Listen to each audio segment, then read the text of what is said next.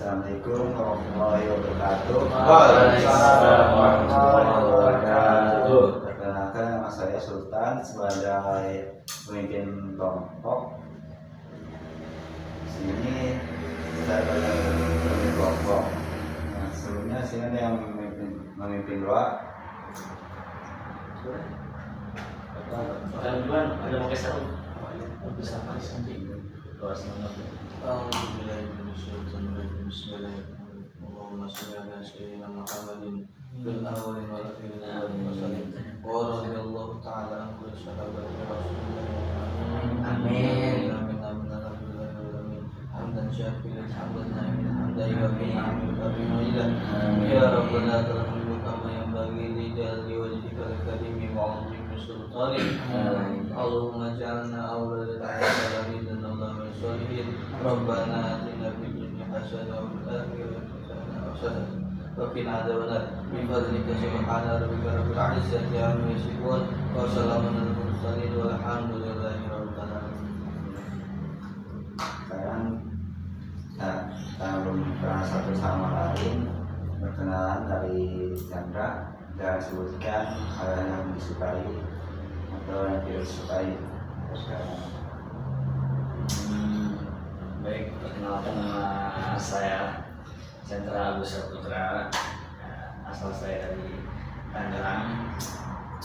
Ada beberapa hal yang saya suka. Pertama yaitu dia, kedua itu bermain game mobile, dan sedikit suka belajar. Mungkin sekian, terima kasih. Assalamualaikum warahmatullahi wabarakatuh. Waalaikumsalam warahmatullahi wabarakatuh. Perkenalkan, nama saya Dede Beja. Saya berdomisili Tangerang Kabupaten, tepatnya di daerah Cisoka. Hal yang saya sukai adalah saya menyukai rumah bertua. Jadi, kolektor. Sekian, terima kasih. Bismillahirrahmanirrahim. Perkenalkan, nama saya Sendu Wardana. Hal yang saya sukai itu main game cocek. Dan hal yang tidak saya sukai datang terlambat sih. Terima kasih. Baik, selanjutnya Assalamualaikum warahmatullahi wabarakatuh. Waalaikumsalam warahmatullahi wabarakatuh. Nama saya Bayu Tamam, asal dari Panekang. Hal yang saya sukai yaitu jogging sore ya. Nah, sudah cukup. Baik, waalaikumsalam warahmatullahi Baik, saya izin saya untuk memperjelaskan bimbingan kelompok. Bimbingan kelompok adalah suatu layanan dari bimbingan konseling. Tujuannya itu untuk mengembangkan potensi dari masing-masing. Nah, di situ terdapat dinamika kelompok terbagi menjadi 8 atau 10 orang. Nah, dan saya harap di sini saling berpendapat dan partisipasi. Di sini ya ada yang diam aja, kalau diam terus nanti kita tunjuk. Jadi harus ada gitu ya, biar minat kelompoknya berkembang. Nah, selanjutnya saya sini akan menjelaskan topik itu, topik bebas dari saya. Topik bebas itu dari setiap anggotanya nanti diminta setiap 3 orang itu voting nanti materinya mau apa. Dan topik tugas itu dari saya kembali.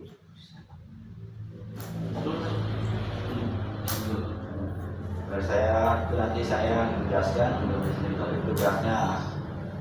Nanti saya jelaskan, nanti anggota kelompoknya itu nanti mengeluarkan pendapatnya itu ya itu. Jadi dan diri jadi jam Ya, Nah, gitu. lanjut. Lanjut. Salah Ya, Bang. jadi kayak ini yang topik bebas atau tugas Tugas aja. Kalau topik tugas tentang apa nih Kang Sultan? tentang pemuda yang ilegal. Tentang ilegal. Jadi di sana itu negara yang melarang untuk tenaga kerja wanita atau tenaga kerja laki-laki. Yang di sana itu mereka itu diiming-iming gajinya besar gitu ya. Misalnya pasti mau lah orang dibimbing gajinya gede karena butuh itu ya kan, butuh di sana itu. Terusnya yang misalnya pas udah ke sana karena ada judol, katanya judol itu dari sana itu ada judol. Pas itu mereka itu tempat hidupnya kayak di penjara gitu ya, di penjara semuanya, kakinya juga di kayak digodok tapi tipsnya itu diikat pas diikat bisa di keluar di setum badannya. Kasihan ke orang kan udah dia tapi nggak, hasilnya cuma disiksa tinggal lama aja gitu kan. Jadi kan udah kasih edukasi tuh sama yang konten kreatornya itu yang bisnis itu kan. Jadi setiap anggota keluarganya itu ada ngepon jenisnya, karena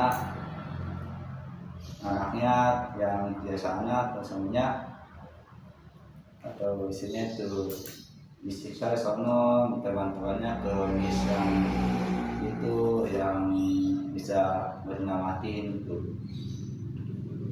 Jadi itulah.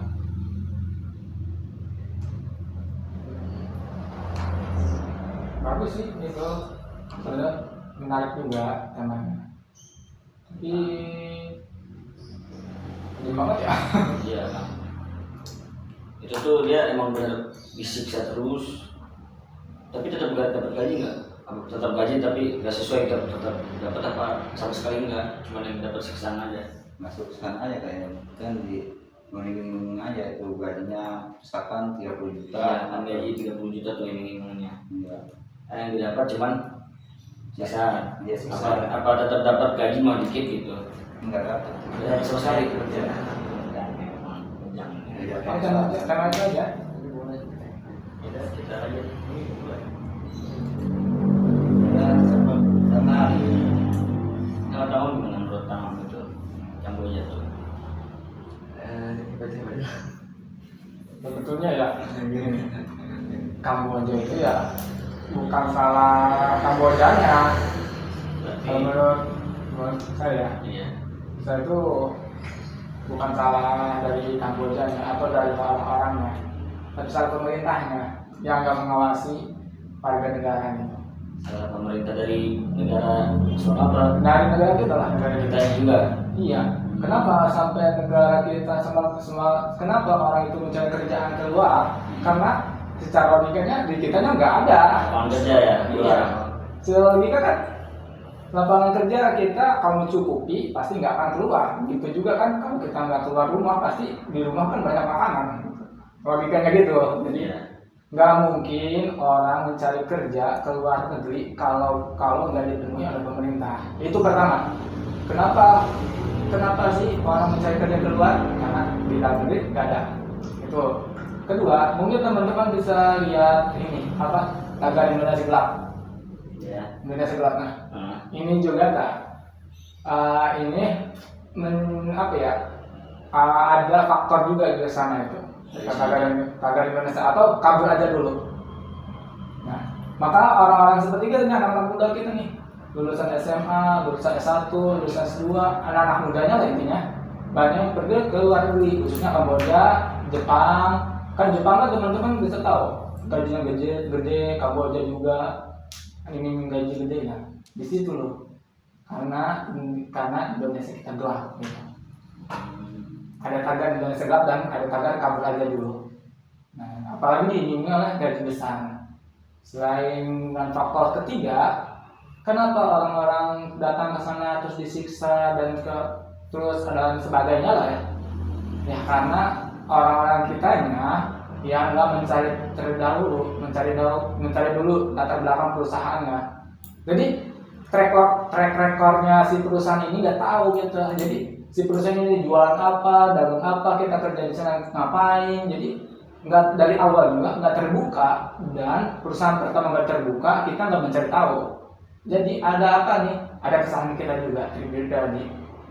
Jadi selain pemerintahnya yang salah, terus ditambah lagi ada tagar Indonesia gelap, kabur aja dulu, plus dari orangnya yang nggak mencari tahu latar belakang track record kita ngerjain apa di sana.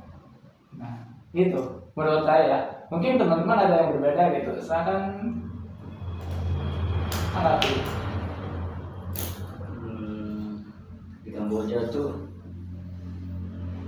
mayoritas tenaga kerja asing di sana tuh emang cuma dari Indonesia aja, apa dari negara lain? Ada nggak kira-kira dari negara lain juga yang mungkin bahasanya tertarik lah untuk kerja di situ tuh di Kamboja, selain dari orang-orang yang warga negara Indonesia? Nggak ada. Ya cuma Indonesia aja yang dari sana. Mereka itu ya kalau mau selamat ke Indonesia itu harus ke KBRI gitu ya kan. KBRI nanti di situ harus ditransfer 450 juta, nanti akan dijemput melalui pesawat dari sana. Jadi ya harap teliti itu mau pekerjaan di sana itu. Itu kira-kira pekerjaan apa aja tuh? Mungkin biar kita antisipasi lah. Kira-kira motif-motifnya dari mana selain dingin-dingin? Ya dingin gaji, terusnya mereka itu dalam keadaan hidup, ginjal itu diambil. Selain penyiksaan juga ada pembunuhan lalu penjualan organ tubuh gitu. Ya ada orang tubuhnya dijual ke pasar lah. Enggak banget enggak.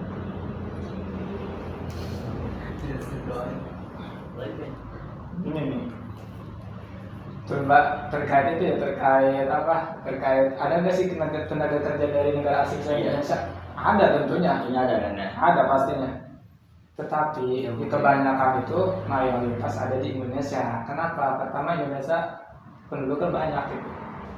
Ya kan? Faktor di dunia itu keempat kalau tidak salah. Nah, kedua mayoritasnya itu selain Indonesia pasti negara-negara Asia Tenggara karena satu kawasan gitu. Itu pasti ada tenaga kerja yang di negara lain selain Indonesia. Tapi kebanyakan ya mayoritas dari Indo. Indonesia. Nah, yang orang-orang asing itu juga tuh selain orang Indonesia yang kerja di sana, apakah sama perlakuan perusahaan sama dengan orang? Itu memperlakukan orang Indonesia dan mereka juga sama-sama kerja gitu perusahaan. Seharusnya secara manusiawi semuanya sama, bahkan sama. Baik itu dari negara kita, negara lain ataupun negara manapun di dunia ini harusnya sama. Tapi secara teori, secara praktek kan belum tentu sama. Ya, karena di latar belakangnya adalah kepentingan negara tersebut. Nah, jika hubungan Indonesia dengan Kamboja kurang baik, ya pasti warga negara kita juga diperlakukan yang sama kurang baik. Nah, di sini perlunya hubungan Kamboja dan Indonesia itu hubungan yang mesra, baik gitu. Pasti akan dilindungi. Nah, kenapa bisa ada warga kita gitu, negara Indonesia yang kenapa di sana dicelakai ya pemerintahnya yang kurang memperhatikan warganya. Jadi terlalu sibuk goyang sih. Berarti video lagi. Gak ada juga gue. Teman-teman. Boleh kan kamu lanjut.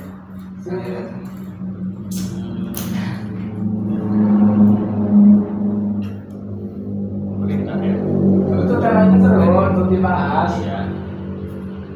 Banyak. Cuman kan kita tuh yang di sini sering bahas kayak gini kan antum sebagai jurusannya juga kan antum mau menjurus ke situ. Kita kan nggak terlalu ke situ jurusan kita Pak. Enggak, jadi menurut pendapat teman-teman dari komunikasi, dari bahasa, ya gimana gitu.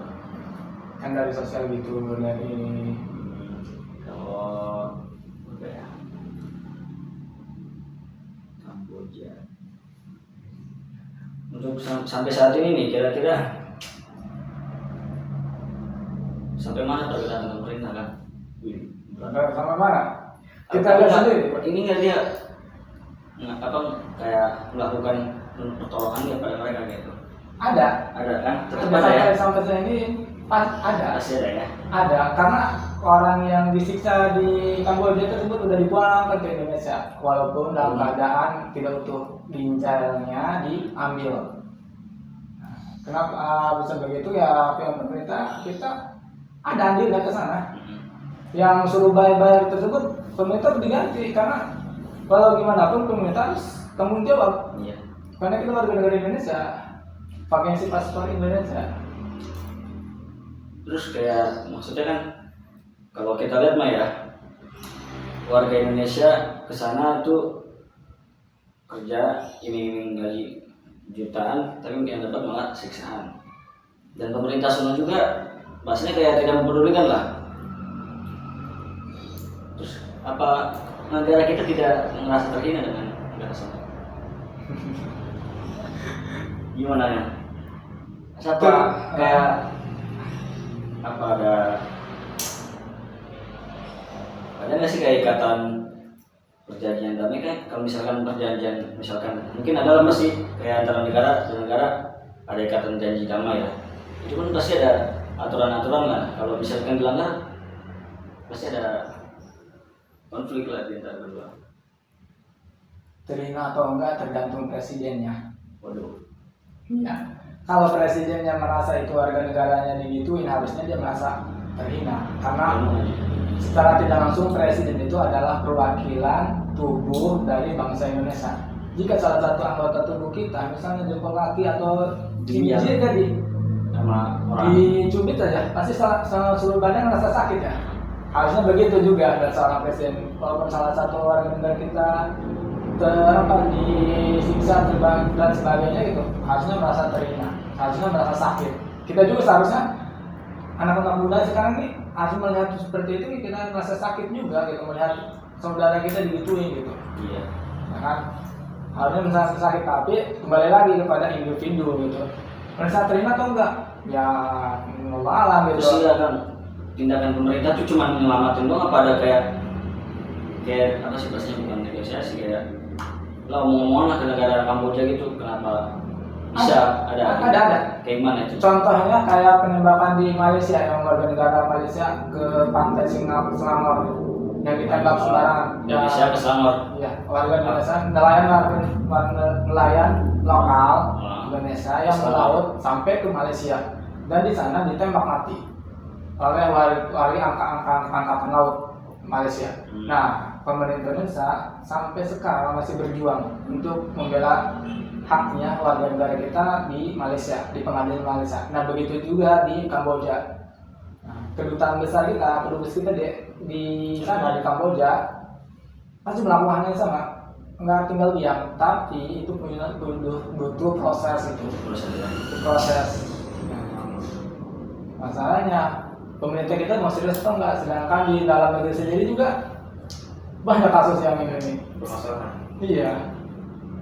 Kalau yang di Selangor tuh nyebrang lewati batas Iya, nelayan sampai batas laut gitu kan, batas lautnya. tanpa izin. tanpa izin. Jadi gimana ya? Dia tuh posisinya tuh perbatasan gitu, jadi nggak kelihatan batasnya. Jadi udah masuk laut. Udah masuk, tahu udah masuk ya gitu. Ada Jadi pas tentara gitu mungkin. Sebenarnya kalau menurut saya ya tentara mereka juga nggak salah juga, karena memang tugas mereka kan menjaga kelautan. nggak memang salah karena berlebihan. Ya berlebihan, cuman emang sebenarnya emang tugasnya kan untuk menjaga, walaupun mungkin dalam tindakannya berlebihan, cuman emang tugasnya gitu maksud saya itu. Tindakannya. Iya, tindakannya mungkin berlebihan, tapi ya emang tugasnya untuk menjaga ya gimana gitu. Mungkin sebelum ditembak Nah, aja. itu tuh mungkin ya minimal ya ditangkap lalu diinterogasi atau diapain gitu. Nah itu kan udah tahu Iya jawabannya. harusnya Kenapa? gitu kan, biasanya kan saya ngeliat di film atau mana ketika kita melewati perbatasan Rambutnya ada yang langsung ya dimintain apa paspor atau apa, kalau nggak ada baru tangkap itu gitu, paling di penjara tidak langsung dibunuh. Nah, itu kan masalahnya gitu. Iya, Ada iya. fakta di lapangan ya emang sampai meninggal satu orang Iya, ini. berarti emang wah kacau ini. Iya. Karena jadi warga negara kita itu, kita selaku warga negara di Indonesia harus berhati-hati karena bukan apa ya, emang secara fakta mungkin Indonesia ini banyak musuhnya gitu. Jadi ya dari Malaysia ditembak mati, terus di Kamboja juga disiksa gitu. Kenapa gitu? Ada apa dengan Indonesia? Warga tetangga sendiri, Malaysia tetangga kita, dekat-dekatan, Kamboja dekat-dekatan. Masa keserupan tetangga nggak akur gitu? Nah itu dipertanyakan, mungkin pemerintah kita ada dosa apa di sana gitu. Sampai begitu gitu. Nggak tahu. Sekarang itu solusinya apa biar itu tinggal dari bimbingan gaji di sana Solusinya ya, solusinya. Bisa kali ya. itu dari taman dulu lah, nengok kanan. Solusinya ya itu yang pertama, sebelum kita kerja kita harus mengetahui latar belakang perusahaan tersebut sebelum kita masuk. Iya. Nah, harus gitu ya. Terus juga perjalanan kita ke sono itu resmi atau tidak, kan kemungkinan kalau resmi pun pasti ada perlindungan ya kan ya.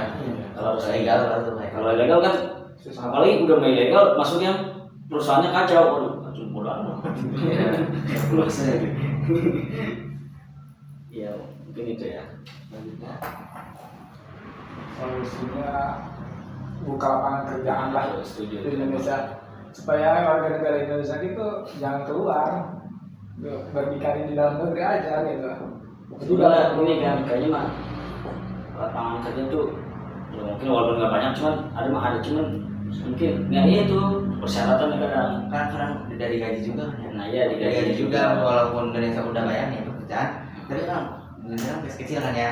Makanya orang Indonesia itu milih Kamboja gitu ya, gede. Iya. Itu alasannya itu kan ya, yang banyak kerja itu bukan memenuhi kerjaan gitu. Jadi faktor gaji. Biasanya kan waktu itu kan ada yang bilang katanya di Jepang itu puluhan juta hanya apa gitu kan.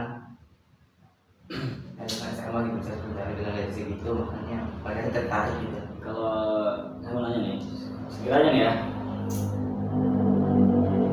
gaji kita di Indonesia per bulan untuk kehidupan di Indonesia cukup nggak?